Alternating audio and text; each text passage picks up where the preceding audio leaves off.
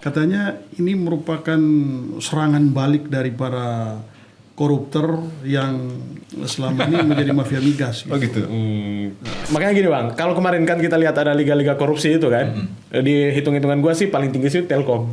Tapi tadi Bung Martin tadi bilang bahwa ini sentimen negatif di pasar udah mulai sejak kurang lebih 3 bulan lalu. Iya. Ini kan kurang lebih umurnya sama dengan pemerintahan Prabowo Gibran. Jadi mungkin masih Bung Martin dengan terpilih mereka ini sentimen pasar negatif nih.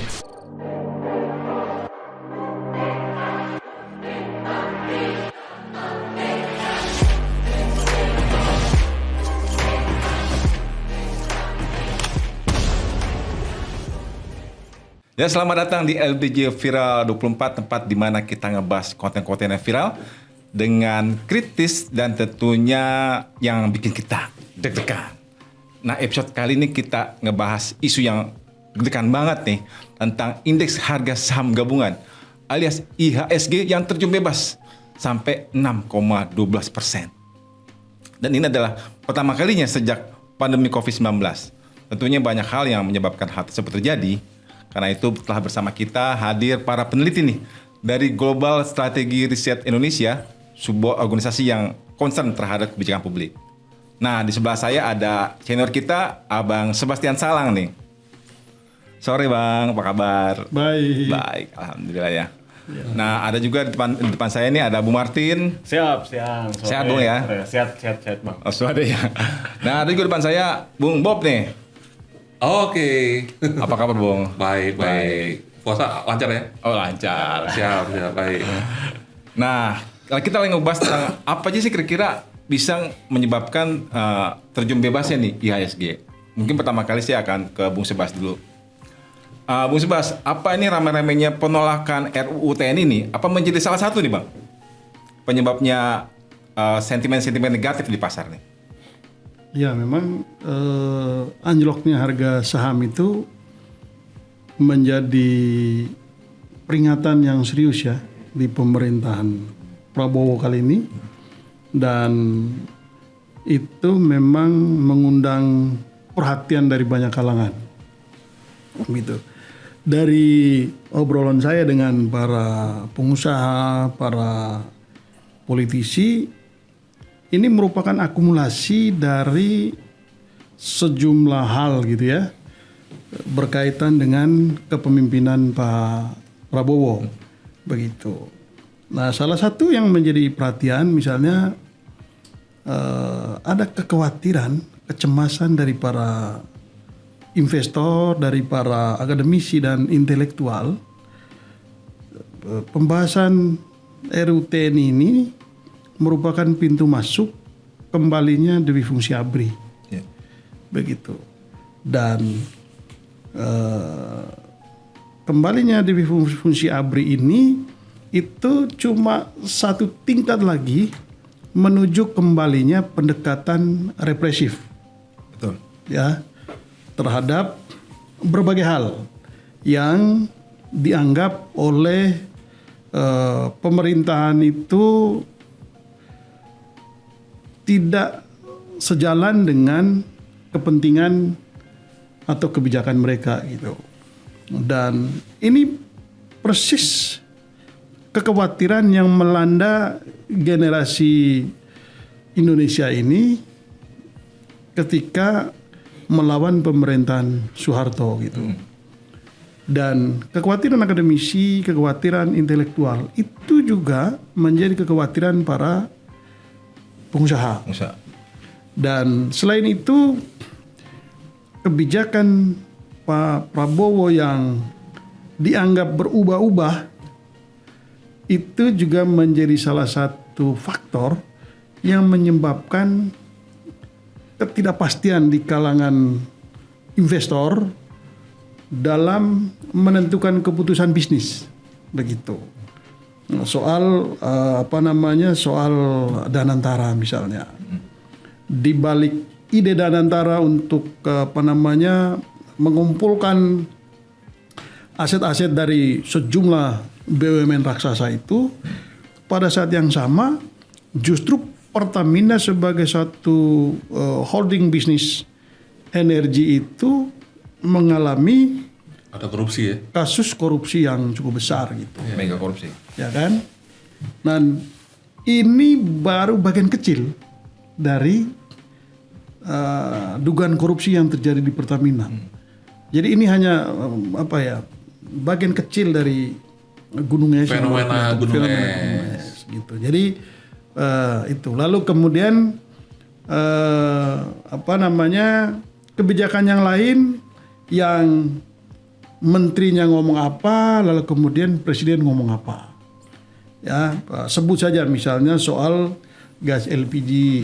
Sebut saja misalnya soal PNS yang sudah lulus Pengangkatan ya? tes. Pengangkatan. Lalu soal pengangkatannya menterinya bilang ditunda, lalu kemudian Ribut rame, lagi. lalu Rame. kemudian muncul lebih baru dari Pak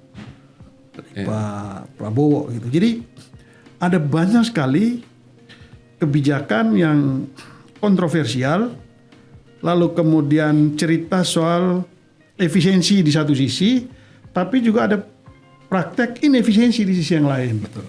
Begitu, sehingga ini lagi-lagi menimbulkan ketidakpastian di kalangan Pebisnis dunia usaha. Indonesia. Selain itu, para pengusaha juga melihat 1 minggu sebelumnya Ibu Sri Mulyani mengumumkan ini kita defisit, ya.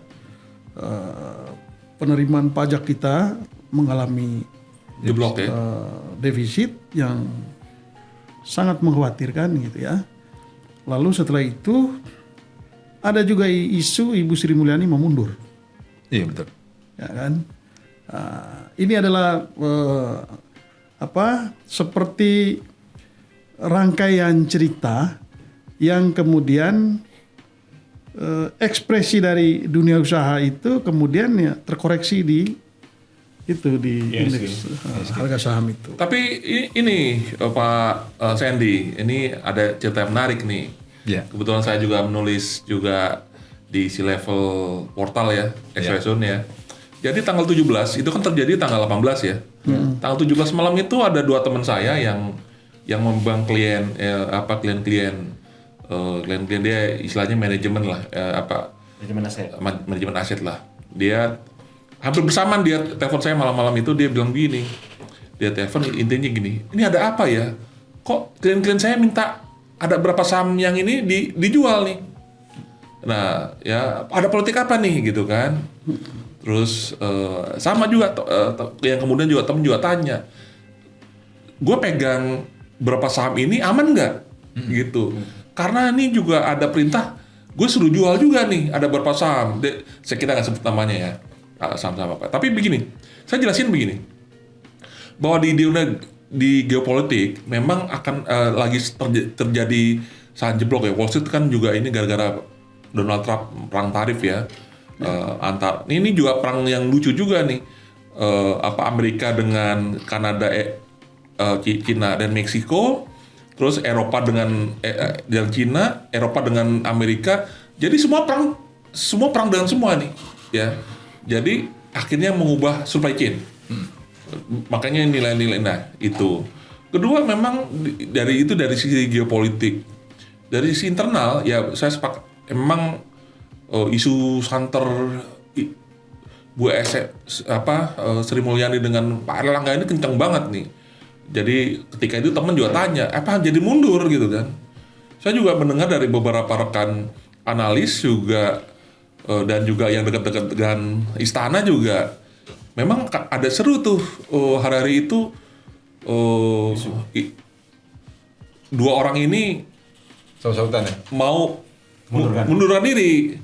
Walaupun bilang nih, tapi kita nggak tahu juga sampai sekarang ya. Jadi walaupun kemarin Bu Sri Mulyani dalam press conference di lelang utang negara itu dia bilang saya tidak mundur. Ya gimana mundur, orang dia depan mikrofon kan, belakangnya orang kan, kalau mundur dia nabrak dengan orang.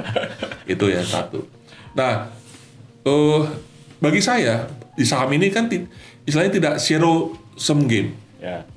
Nah, yang tahu nih Bang Martin nih, dia trader juga dia. Ini yang apa yang sebenarnya terjadi?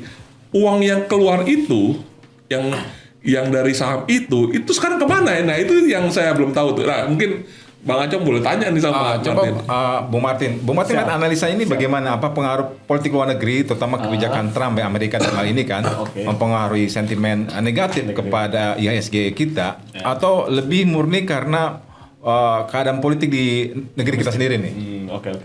Jadi memang kalau penurunan IHSG yang kemarin itu Bang tanggal 18, memang dalam tahun ini 3 bulan terakhir memang trennya itu udah menurun. Nah, cuman di sebelum-sebelumnya memang kalau naik turunnya saham itu hal yang wajar ya. Tapi di kondisi tertentu kayak Covid, kayak kemarin kan penurunannya itu kan cukup signifikan tuh Bang. Jadi emang itu banyak pelaku pasar sebutnya itu Udah turun tapi dalam waktu pendek lagi ya. yes, Black Thursday gitu lah Bang. Jadi kayak kasus-kasus sebelumnya di pasar saham luar negeri lah. Nah, hal yang uniknya justru karena kondisi di Indonesia ini adem-adem aja, tapi penurunan sahamnya itu sangat signifikan. Oh gitu. Iya, karena kalau kita lihat di indeks-indeks lain pada hijau semua, Bang. gitu. Asia, Di Asia ya, hijau semua ya. Nah, kira-kira kenapa nih di Indonesia kira-kira? Ya itu banyak pertanyaan dulu. Betul. Itu pertanyaan di WA group juga tuh banyak. Apa ada permainan segelintir-segelintir? Ini dia. Berat ya kan? Ada bandar atau apa nih kita nggak tahu juga nih. Oke. Memang kalau bahas tentang bandar itu menarik Bang. Kenapa? Karena hampir sebagian besar pemain di pasar modal itu kan ya pemain-pemain gede. Pemain retailnya yang kecil itu cuma segelintir. Tapi ada juga yang nyeleneh. Ya. Ada juga yang nyeleneh. Katanya ini merupakan serangan balik dari para koruptor yang selama ini menjadi mafia migas. Oh gitu. Tuh analisa itu ya. Bisa aja kalau kita kaitkan nama itu. Justru di situ yang menarik di balik cerita-cerita laporan keuangan dan lain-lain tuh Bang. Soalnya itu kan masuk cerita para insider trading lah. Jadi bandar-bandarnya itu mainannya tuh memang di isu-isu di balik layar. Nah, makanya ada asymmetric information lah antara trader sama yang di balik layar. Pelakunya itu. Iya. Cuman kalau kita lihat kejadian-kejadian selama ini seperti tadi yang dicerita sama Bang Seba sama Bang Bob. Jadi ada beberapa kejadian memang tercermin dengan penurunan indeks harga saham. Kayak waktu efisiensi anggaran, nah itu pelaku usahanya lihat, oh ini kayaknya mau dibawa kemana nih hasil efisiensinya? Apakah untuk pengembangan sektor real? Nah hasil pasar merespon kayaknya bukan ke sektor real. Jadi mereka keluarlah duit-duit mereka di saham-saham konstruksi. Jadi penurunan selama ini memang udah tren lagi penurunan, cuman yang kemarin agak di luar inilah. Tapi Luar ekspektasi. ini yang menarik ya. Katanya kan bahwa investor ini kan pasti punya positif di Indonesia. Makanya uang lelang surat utang itu melebihi ekspektasi. Itu ada hubungannya nggak? Saham dijual kemudian beli di surat utang nih. Karena gini ya, surat utang itu orang nggak ngapa-ngapain udah. Benar. Nggak ngapa-ngapain aja udah nunggu udah dari bunganya aja. Iya. Dan bunganya juga katanya Jauh lebih besar. jauh-jauh daripada lu buat pabrik udah izinnya sulit, datangin preman, ormas, udah mending pengusaha beli ini aja surat utang aja ya. Benar. Kayak gitu ya kali ya. Benar Bang. Kalau dari sisi pelaku pasar jadi Bang, mereka lihatnya itu memang karena di Indonesia intervensi pemerintah terhadap lembaga-lembaga independen kayak perbankan, Bank Indonesia itu lembaga-lembaga itu udah nggak independen lagi. Kayak surat utang negara kemarin dilelang, itu kan kalau kita lihat datanya kan asing itu nggak tertarik. Iya. Surat utang negaranya itu bahkan porsi kepemilikan asing di surat utang negara SBN itu turun. Nah ini kan mencerminkan kalau dunia asing enggak di luar juga kehilangan kepercayaan lah ya. kepercayaan terhadap Indonesia. Benar kata Pak Sebas. Jadi investor asing tuh melihat bahwa supremasi sipil itu harus mutlak. Makanya kalau di negara-negara lain ya Pak Sandy ya, kalau yang dikuasai oleh militer itu nggak terlalu banyak investor asing yang nanam modal. Jadi sebenarnya RUU TNI ini menjadi sentimen sangat negatif ya. Negatif banget. Ya, kita tidak bisa mengklaim 100% pengaruh RUU TNI, tapi besar atau kecil itu pasti ada korelasi terhadap faktor-faktor yang lain kan. Dan begini, anjloknya harga saham itu kan merupakan bentuk koreksi sekaligus warning dari dunia usaha gitu kepada pemerintahan yang sedang memimpin hari ini gitu terhadap kebijakan-kebijakan yang dilakukan dan koreksi ekonomi itu punya implikasi terhadap politik gitu karena itu faktor politiknya itu justru cukup kuat juga di balik itu ini hanya salah satu potret kecil saja ya dari cara dunia usaha mengoreksi apa yang sedang dijalankan oleh pemerintahan yang Prabowo ini ya. berkuasa saat ini gitu. Karena itu ini nggak bisa dianggap main-main oleh Pak Prabowo begitu. Mumpung dia masih baru, kebijakan-kebijakan yang berubah-ubah, lalu kemudian pidato-pidato yang bombastis gitu, itu seringkali kan menimbulkan reaksi negatif di pasar dan itu efeknya pasti ke arah situ. Nah, setelah kejadian ini pasti kita akan baca nih perkembangan selanjutnya gitu. Komitmen Pak Jokowi terhadap korupsi itu seperti apa, komitmen terhadap apa namanya? Pak Prabowo, bukan Pak, Pak Jokowi. Sorry.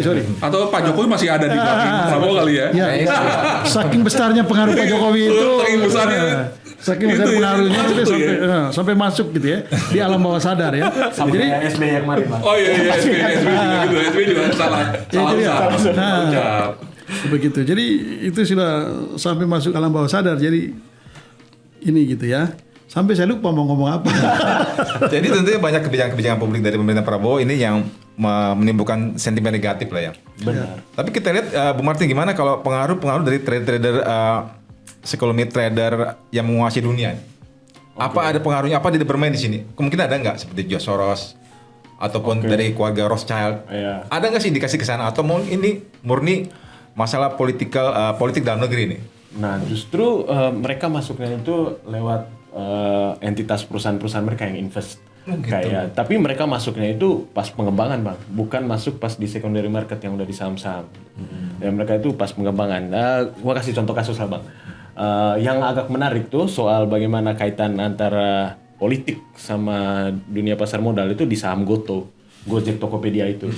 Nah, itu kan kita tahu sendiri Tokopedia itu kan investor-investor awalnya itu kan pemain-pemain gede di dunia semua tuh. Makanya kapitalisasi pasarnya itu gak gede. Cuman mereka itu masuk di awal banget pas pengembangan. Nah, saatnya sekarang mereka itu keluar lah, Pak. Jadi udah take profit. Nah, kalau mereka take profit berarti harus ada yang nampung barang, Bang. Ya, mereka jualan kan pasti harus ada yang beli tuh. Nah, disitulah mekanisme politik kadang bermain tuh, Bang. Kayak contohnya, memang gue juga kurang tahu ya, Bang, kenapa KPK atau sekarang Baris Krim lah yang ditugaskan Ya itu tiba-tiba ini mengawal bursa efek. Bursa efek nih, ini berapa hari ini ada Baris Krim mau terjun di dunia efek. Betul, nih, mau cek pergerakan saham. Coba kalau ya mungkin kita bisa kasih saran kan, Bang, coba cek dulu lah. Cek dulu lah yang pergerakan ini saham Goto. Itu soalnya duit BUMN lewat Telkomsel, lewat anak usahanya Telkom, PT Telkomsel. Nah, itu dia membeli saham Goto tuh, Bang. Di harga sekitar 260-an rupiah per lembar. Nah, sekarang kan kita tahu sendiri harga saham Goto.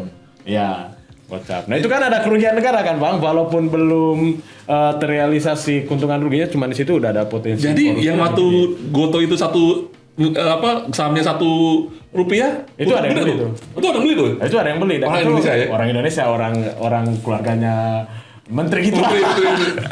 Jadi maksudnya ada pergerakan-pergerakan ilegal ya? Benar, justru itu gue bisa bilang ya, Bang, itu pencurian yang legal. Iya. Inside trading itu ya? Insider trading, tapi masalahnya kalau di insider trading kalau di pasar modal sebenarnya sah saja. Cuman ini karena ada kepentingan, ada afiliasi politik tertentu yang menggunakan kebijakan negara. Ada privilege. Ada privilege tertentu lah, Bang. Tertentu. Justru itu yang asing ngelihat, ternyata pasar saham Indonesia nggak menarik lagi karena intervensinya terlalu besar.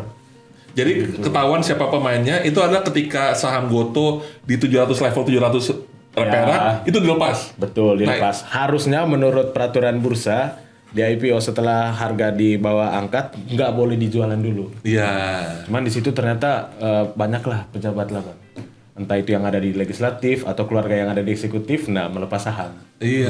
Ya. Itu cuman Goto ya, Bang. Goto ya, Itu masih cuman Goto. Goto, masih banyak yang lain. Apa kita Cerita lebihnya saham. butuh ini podcast tentang kita ini ya soal emiten nih. Ini seru juga nih. Kalau begitu serem juga dong Bang Iya. Sebas ya. Makanya gini Bang, kalau kemarin kan kita lihat ada liga-liga korupsi itu kan, di hitung-hitungan gua sih paling tinggi sih Telkom. Telkom ya? Korupsi tergede. Kok bisa begitu? Iya, tapi korupsinya ya lewat Lewat saham pasar tadi. saham. Falsafah. Oh serem Kalau juga kita itu ya. butuh. Nah, justru sayangnya yang dikorbankan itu ya masyarakat kecil. Dan sebenarnya itu uang negara kayak Telkom kan BUMN. Negara, Bang.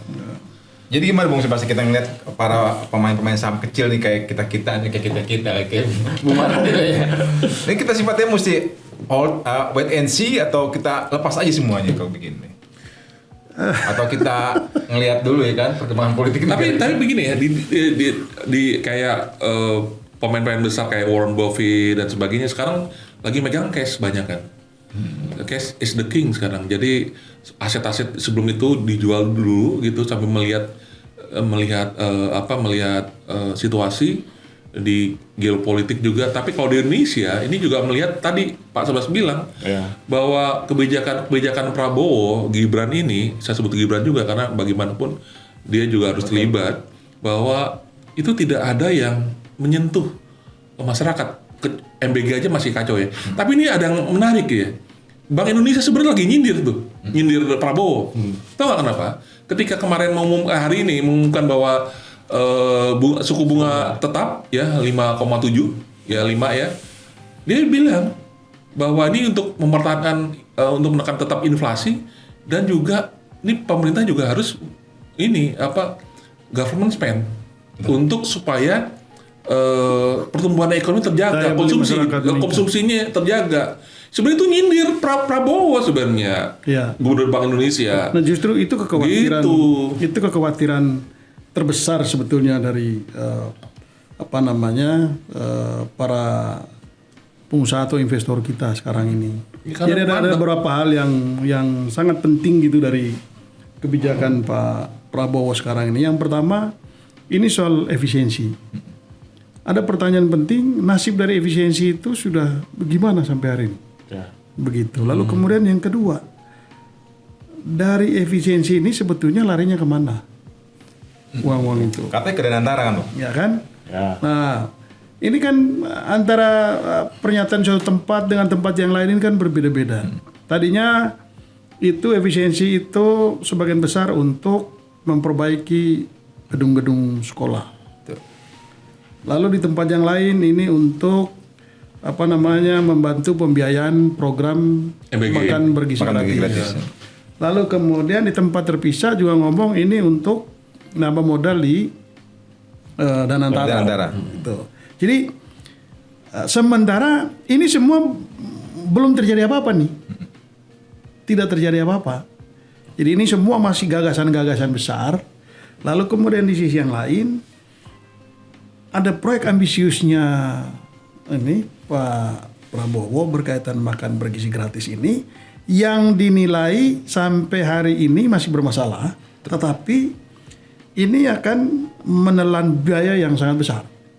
Dan itu kalau MBG itu menurut ini nggak sih trickle down effect itu loh, bahwa yang dekat dapur itu masyarakat jadi dapat efeknya misalnya sayur dan sebagainya sih Pak Sebas. Nah, itu yang hari ini kan masih menjadi pembicaraan karena kan ekosistem dari program ini kan belum dibangun. Gitu. Karena tidak dipersiapkan secara matang. Pokoknya Pak Prabowo maunya langsung mulai pada saat itu juga gitu. Jadi tidak disiapkan dengan baik termasuk ekosistemnya sehingga dalam pelaksanaan program itu menjadi kacau balau dalam prakteknya hari ini.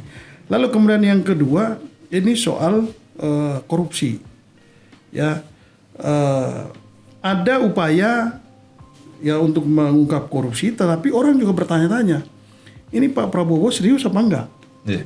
Gitu. Atau retorika aja ya? Atau Kalau di pidato sih serius. ya, atau ini hanya sekedar retorika atau ini hanya sekedar untuk mengganti pemain supaya masukkan orang-orang beliau di situ, ganti rejim, ganti pemain kan begitu. Ya. Nah ini dua hal. Lalu kemudian yang ketiga, ini yang paling penting, Pak Prabowo ini masih komit dengan demokrasi atau tidak di Indonesia? Ya, itu penting. Penting. Itu yang sangat mengkhawatirkan investor baik di dalam maupun di luar negeri. Gitu. Ini secara politik karena fenomena yang muncul ini dengan masuknya tentara di berbagai pos-pos sipil, ya? pemerintahan sipil, lalu kemudian untuk melegalkan keputusan Prabowo itu dirubahlah undang-undang TNI gitu. Jadi ini menimbulkan kecemasan dan kekhawatiran jangan-jangan kita ini masuk ke fase yang ini baru jilid 2 nih. bisa menuju kesuraman gitu. Suraman. Indonesia bukan semakin terang, malah makin gelap gitu. Ini kekhawatiran yang sangat serius sebetulnya di balik terkoreksinya harga saham itu gitu. Dan kita akan tunggu kalau ini sudah disahkan undang-undang TNI, kita akan lihat rentetan peristiwa berikutnya gitu. Dan ini yang yang akan kita tunggu dan pasti akan ada punishment dari dunia internasional, apakah melalui bidang ekonomi maupun bidang-bidang yang lain gitu.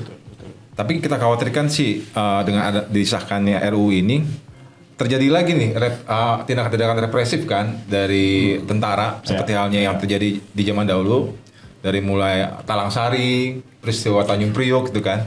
Mungkin hal di masa lalu ini yang represif dari tentara itu juga menimbulkan sentimen negatif ya.